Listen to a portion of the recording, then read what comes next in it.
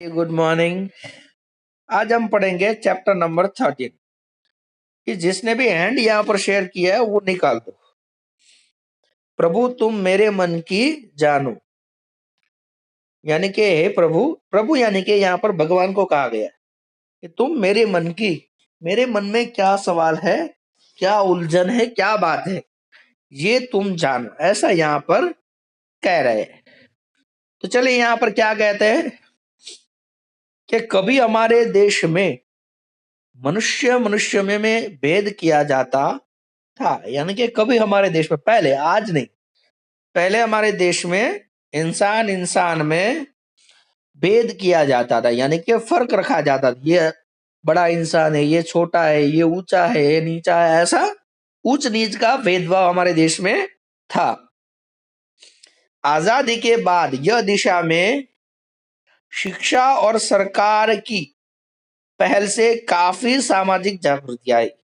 यानी कि हमारा देश जब आजाद हुआ उसके बाद सरकार ने इस दिशा में, गवर्नमेंट ने इस दिशा में बहुत सारा काम किया और शिक्षा से, यानी कि एजुकेशन से भी लोगों की सोच बदली और सबको लगा कि सभी इंसान एक जैसे हैं, तो किसी के साथ भेदभावपूर्ण बर्ताव करना चाहिए नहीं। आगे कहते, आज छुआछूत एक सामाजिक और दंडनीय अपराध है। यानी कि आज किसी के साथ हम ऐसा बर्ताव करें कि मैं ऊंचा और तू नीचा है, उसके साथ हम अच्छा बर्ताव नहीं करते, उसके साथ हम गलत बोलते हैं, तो वो एक पनिशेबल अपराध है। यानी कि उसे हम वहां पर उसे दंड मिल सकता है, उसे जेल भी हो सकती है। आगे, सबको अपनी इच्छानुसार किसी भी धर्म या मजहब को मानने और अपने विचार व्यक्त करने, अपना जीवन जीने की पूरी आजादी है। यानी कि हमारे देश में सभी लोगों को, सभी इंसानों को, वो जिस मजहब को, यानी कि जिस धर्म को वो मानना चाहते हैं वो मान सकते हैं। फिर जिस धर्म को वो फॉलो करना चाहते हैं वो फॉलो कर सकते हैं। अपने विचार, यानी कि वो किसी को कुछ कहना चाहते तो वो कह सकते हैं, और जिस तरह से उसे जिंदगी जीनी है वो जी सकता है। यानी कि उसे पूरी तरह से उसे आजादी है। यानी कि आप किसी भी धर्म को फॉलो कर सकते हो, किसी को भी अपनी बात कह सकते हो, या फिर आप कहीं भी रह सकते हो और जैसे आप रहना चाहो ऐसा, इस तरह से आप रह सकते हो। हमारे देश में ये सभी तरह की आजादी है। आज हमारे देश में कोई भी इंसान, हमारे प्राइम मिनिस्टर हो, राष्ट्रपति हो, उसको भी अगर वो कुछ कहना चाहे तो वो कह सकता है, कोई उसे सजा मिलती नहीं है, ऐसा। आगे कहते अब इस चैप्टर में क्या है, इस कविता में क्या है, ये यहाँ पर बताया गया है कि भगवान की नजर में सब एक है। यानी कि ईश्वर की नजर में सभी इंसान एक जैसे हैं। हो सकता हो, पर हमारे देश में एक समय ऐसा भी था कि जब भगवान को भी कुछ बिरादरियों ने अपनी बपोती बनाया हुआ था। यानी कि ईश्वर की नजर में, भगवान की नजर में सभी लोग एक जैसे हैं और ऐसा होता होगा। लेकिन एक समय हमारे देश में ऐसा था कि कुछ लोगों ने भगवान को अपना मानकर दूसरों को उनसे दूर कर दिया। जैसे कि हमारा घर, हमारी कार, हमारी बाइक या हमारी कोई भी चीज, वो हमारी पर्सनल प्रॉपर्टी होती है। किसी को उसे छूने या ना छूने देना ये हमारी मर्जी होती है। तो उसी तरह से पहले कुछ लोगों ने ईश्वर को भी अपनी प्रॉपर्टी बना लिया था, अपने बाप दादा की जागीर बना लिया था। किसी को छूने देना या ना छूने देना वो अपनी मर्जी वहां पर वो चलाते थे। यानी कि मंदिर में उसे आने देना है या नहीं आने देना है, वो अपनी मर्जी से वो करते थे।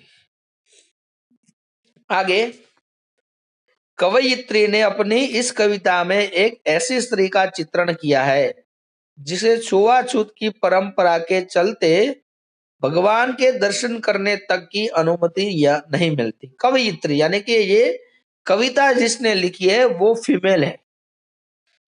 अगर कोई मेल होता है तो उसे कहते हैं कवि, और कोई फीमेल है तो उसे कहते हैं कवयित्री।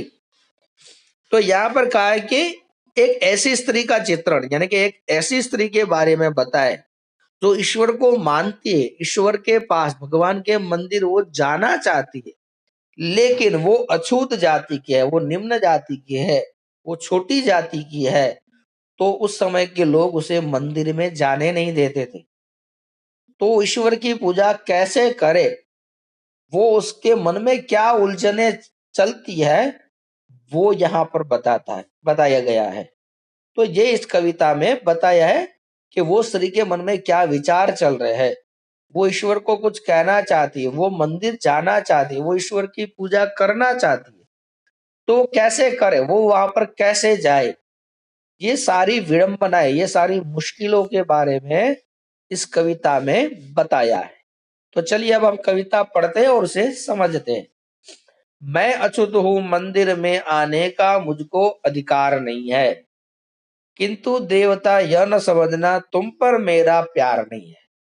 यानी कि वो स्त्री जो अछूत जाति की है, वो ईश्वर को कहती है कि मैं अछूत हूं, यानी कि मेरी जाति निम्न है, मुझे मंदिर में आने का अधिकार दिया गया नहीं, मुझे हक नहीं है, लोग मुझे मंदिर में आने देते नहीं, इसलिए मैं मंदिर नहीं आ सकती।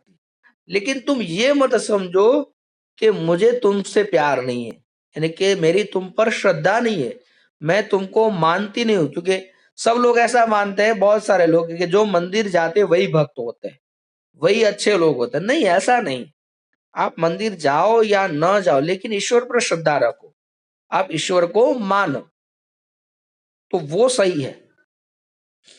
बहुत सारे लोग होते दिखावे के लिए अपने टीचर हो, अपने गुरु हो, सबके सामने उसके पाँव छूते, लेकिन बाद में अपने मन में उसका आदर करते नहीं है। आप किसी के पाँव छुओ या ना छुओ, लेकिन मन से उसका आदर करो, मन से उसे सम्मान दो, कभी भी उसके साथ बुरा बर्ताव ना करो। वो आपके टीचर हो, आपके बड़े भाई हो, बहन हो, आपके मम्मी पापा हो, आपके दादा दादी हो, कोई भी हो, उसके पाँव छुओ या ना छुओ, लेकिन मन से उनकी इज्जत करो, मन से उनका सम्मान करो, तो वो जरूरी होता है। सबके सामने दिखावे के लिए पाँव छू ले, लेकिन मन से कभी उनको कुछ बात कही और हमने वो बात टाल दी, वो बात मानी नहीं, उसके सामने हम चिल्ला दिए, तो वो कोई किसी काम का नहीं। तो वो स्त्री यही कहती है कि मैं अछूत हूँ, मुझे मंदिर में आने का हक नहीं है, इसलिए मैं मंदिर नहीं आ पाती। तो मैं मंदिर नहीं आ रही हूँ, तो इसका मतलब ईश्वर तुम ये मत समझना कि मुझे तुमसे प्यार नहीं है, मैं तुमको मानती नहीं हूं, ऐसा तुम कभी भी मत समझना। ओके, आगे कहते हैं, प्यार असीम अमिट है, फिर भी पास तुम्हारे आ न सकूंगी, यह अपनी छोटी सी पूजा चरणों तक पहुंचा न सकूंगी। यानी कि मेरा प्यार तुम पर कितना है, असीम और अमिट, यानी कि बहुत ही ज्यादा, और अमिट कभी ना मिट सके इतना। एक तो कभी पूरा ना हो और एक ऐसा कभी खत्म ना हो।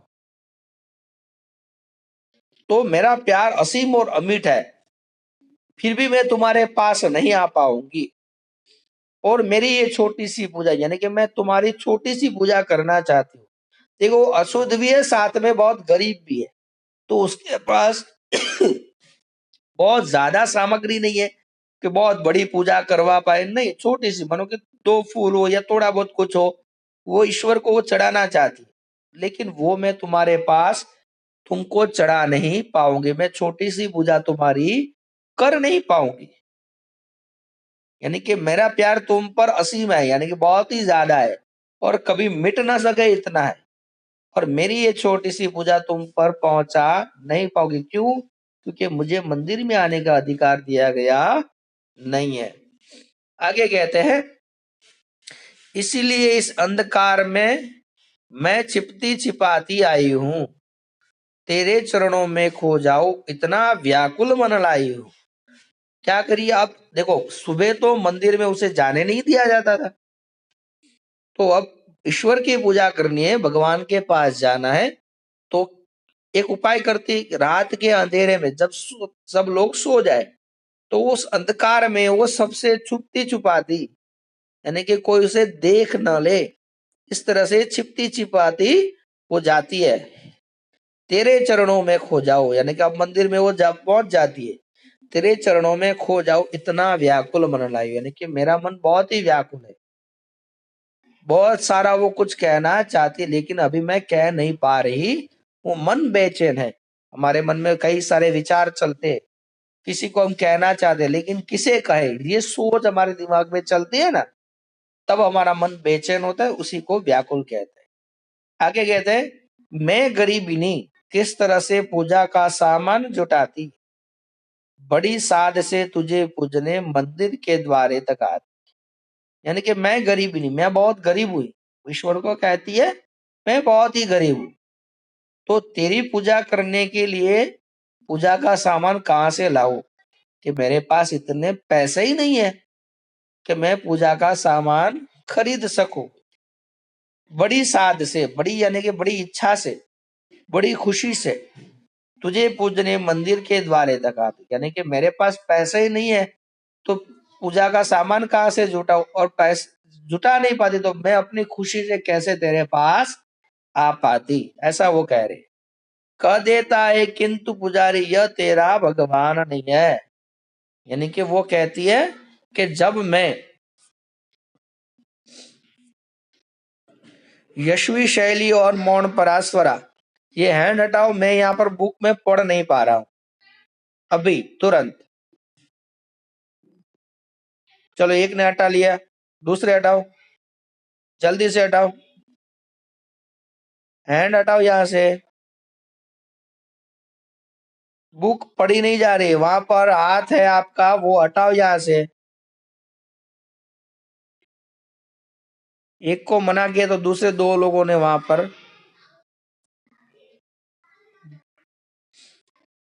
शैली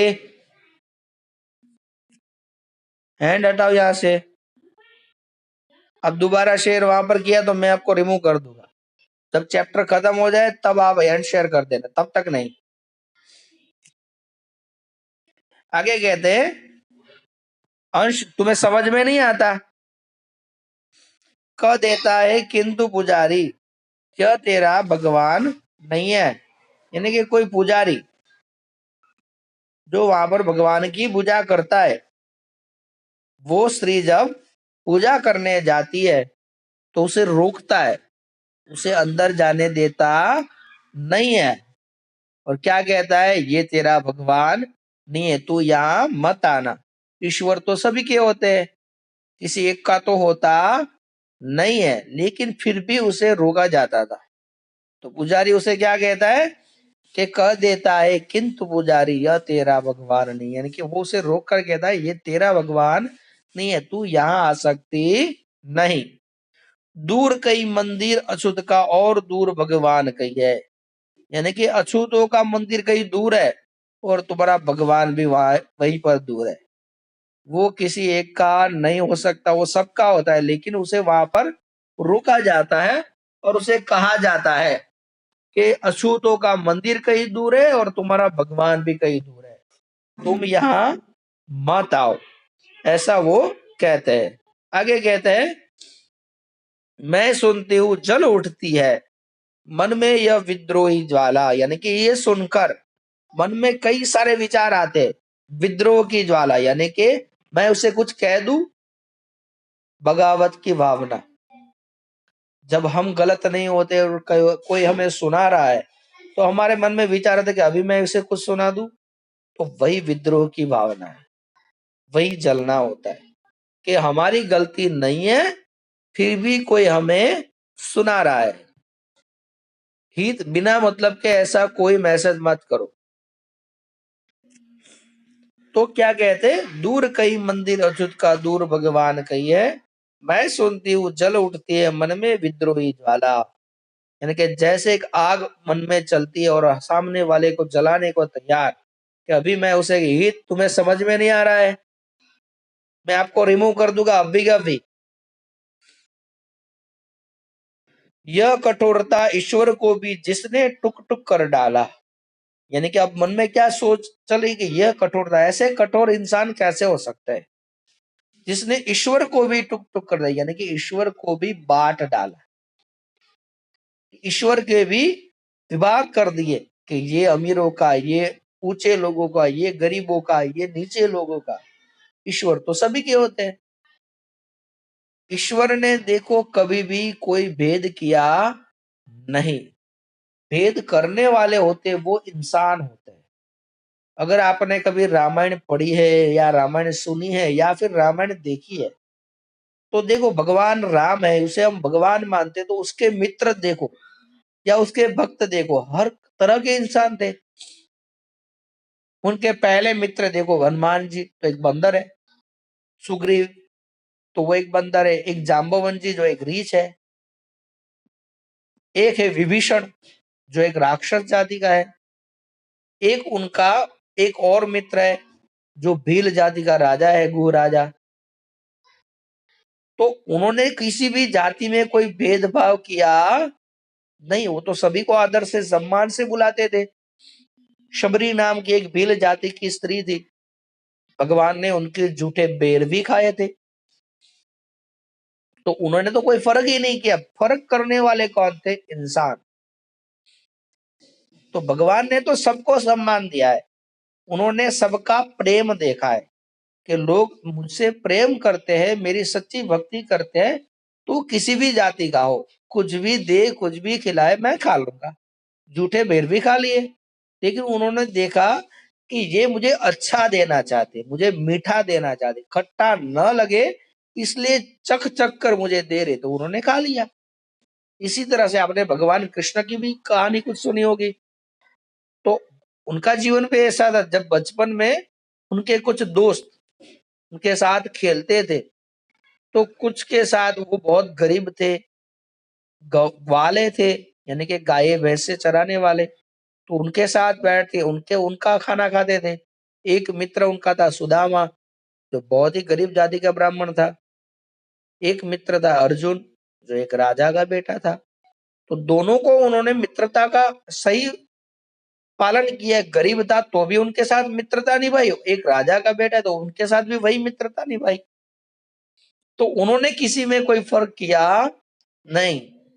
महाभारत से युद्ध से पहले वो दुर्योधन की सभा में जाते, तो दुर्योधन जैसा राजा का बेटा जिसके पास खाने पीने की कोई कमी नहीं है, तो वो उसे कहते हैं कि आप मेरे साथ खाना खाइए।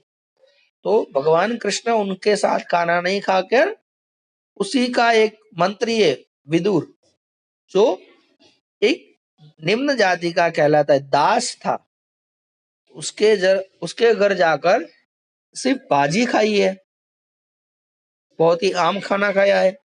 तो ईश्वर सामने वाले की भावना देखता है, वो किसी भी जाति में, किसी भी अमीर या गरीब में कोई फर्क करता नहीं है। तो यहाँ पर यही बात कही कि ये कैसी कठोरता, ये सारे कुछ किया तो ये इंसानों ने किया, ईश्वर ने कोई किया नहीं। ईश्वर ने तो सबको एक ही जैसा दिया है। तो ये कि ये कैसी कठोरता, जिसने ईश्वर को भी टुक टुक कर डाला, जैसी बात कही है।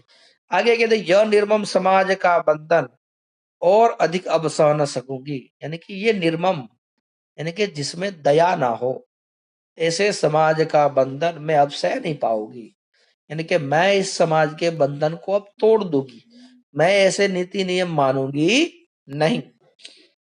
यह झूठा विश्वास, प्रतिष्ठा झूठी, इसमें रह न सकोगी, यानी कि ये झूठा विश्वास है कि ये मेरे ही भगवान है, किसी और के नहीं है, मैं ही ऊंचा हूं, मैं यह नीचे है, ये झूठा विश्वास है। ये प्रतिष्ठा झूठी, अपने आप को बड़ा कहना और सामने वाले को नीचा कहना, ये प्रतिष्ठा झूठी, इसमें अब रह ना सकूंगी, यानी कि इन लोगों के साथ मैं अब रह नहीं पाऊंगी। ईश्वर भी दो है, यह मानू मन मेरा तैयार नहीं है, यानी कि ईश्वर दो है, ये मैं मानने को तैयार नहीं, मेरा मन ये मानने को तैयार नहीं है। दो ईश्वर है ऐसा मैं नहीं मानती कि एक अमीरों का ईश्वर, एक गरीबों का ईश्वर, एक ऊंचे लोगों का ईश्वर और एक अछूत लोगों का ईश्वर। नहीं, ईश्वर सभी के है, ईश्वर किसी एक का होता नहीं, वो सबको सम्मान देता है, उन्होंने सबका सम्मान किया है। तो ये स्त्री ये कहती है ऐसा मैं अब मानने को तैयार नहीं, किंतु देवता यह न समझना तुम पर मेरा प्यार नहीं, यानी कि ये झूठी बातें मैं मानने को तैयार नहीं। पर वो साथ में ये भी कहते कि ईश्वर तुम ये मत समझना, हे भगवान तुम ये मत समझना कि मेरा तुम पर विश्वास नहीं, तुम पर तो विश्वास है, लेकिन ये लोगों ने जो झूठी बातें फैलाई हुई है कि अमीरों का अलग, अछूतों का अलग, ऊंचे लोगों का अलग भगवान, ऐसी बात मैं मानने को तैयार नहीं है। तुम पर तो मेरा भरोसा है, लेकिन ये सारे लोग जो तुम्हारी बातें फैलाते हैं उन पर मेरा विश्वास नहीं है, ऐसा वो कहते हैं। आगे कह दे, तुम कह दो तुमको उनकी इन बातों पर विश्वास नहीं है, छूत अछूत धनी निर्धन का भेद तुम्हारे पास नहीं है। यानी वो कहता है कि ईश्वर अब तुम ही कह दो कि तुम्हें इन लोगों की बात पर विश्वास नहीं है, तुम इन लोगों की बात पर भरोसा नहीं करते। ये लोग कहते हैं ईश्वर दो है, एक अछूतों का एक ऊंचे लोगों का, ये बात पर तुम्हें विश्वास नहीं है। छूत अछूत यानी कि एक ऊंचे लोग और एक अछूत यानी कि एक नीचे लोग, एक धनी यानी कि अमीर और एक निर्धन यानी कि एक गरीब का भेद तुम्हारे पास नहीं, यानी कि ये भेद तुम्हारे पास नहीं है, तुम इस भेद में मानते नहीं हो। मैंने अभी आपको बताया ना कि ईश्वर किसी भी भेद में मानते नहीं है। मैंने आपको भगवान कृष्ण का दो एग्जांपल दे, एक उनका सबसे अच्छा मित्र सुदामा जो एक ब्राह्मण जाति का है लेकिन बहुत ही गरीब है, फिर भी उनका मित्र है। एक उनका मित्र है अर्जुन जो एक राजा का बेटा, दोनों के साथ उन्होंने ठीक से ही मित्रता निभाई, अमीर है तो भी क्या और गरीब है तो भी क्या, उन्होंने उनके साथ मित्रता में कोई फर्क किया नहीं, एक ही जैसा। उनके जो भी भक्त हो वो किसी भी जाति के हो, उन्होंने कोई फर्क नहीं किया, वो आम ग्वाले हो या फिर रूपिया हो या फिर कोई बड़े राजा का बेटा हो, एक ही जैसा बर्ताव उन्होंने सबके साथ किया है, कोई फर्क नहीं। तो इसी तरह से भगवान राम का भी जीवन है, उनके भी मित्र राक्षस है, कोई बंदर है, कोई रीछ है, कोई भील जाति के है, लेकिन सबके साथ एक ही जैसा व्यवहार। उनके सामने कोई राजा या रंक नहीं या फिर कोई छूत या अछूत नहीं। तो ये भेदभाव उन्होंने सबके साथ नहीं रखा। तो यही कहते हैं वो कि तुम ही कह दो कि तुम्हारे पास ये भेदभाव नहीं है। ओके, तो यहाँ पर ये कविता खत्म होती है। इसकी एक्सरसाइज एक बार देख लो, एक्सरसाइज समझा के मैं आपके क्वेश्चन भी ले लूंगा। चलिए देख लेते हैं।